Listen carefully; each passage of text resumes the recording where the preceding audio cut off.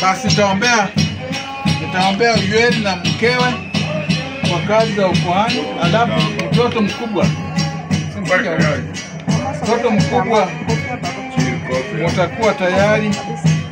Unafuatana vile mkubwa vile mnamlizaliwa.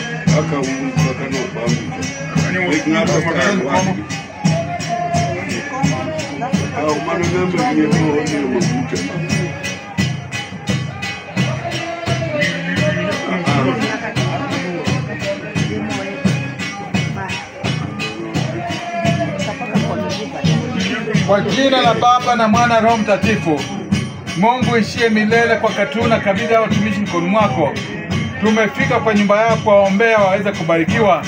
Magonjwa ambayo yamo katika nyumba hii tunakataa waweze kushindwa.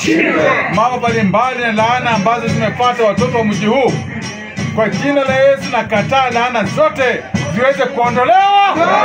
Baba, tumefika hapa kuomba na kufungua huu mji huu na kuufanya uwe huru kwa kazi zako.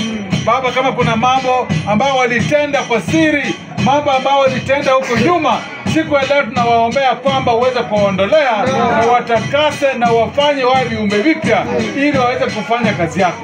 Naomba nikiamini kwamba makuhani wako hapa, nami ninaomba nikiamini utatuondolea. Na kama kuna kitu katika maisha yetu ambacho hakifai, tunaleta hicho vitu mkononi mwako. Tunakuomba Kristo uweze kutufungua na uweze kukubali maombi yetu.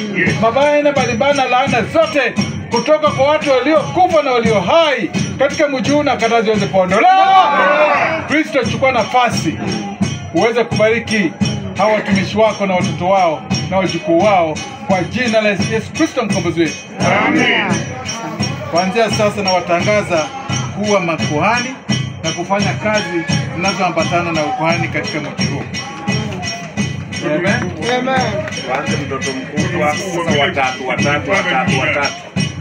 Number 1, number 2, Number 2 hapa. number 3.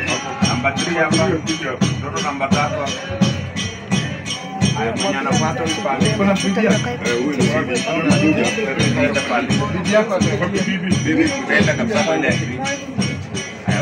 Haya, mwenye anafuata hapa. Number 9.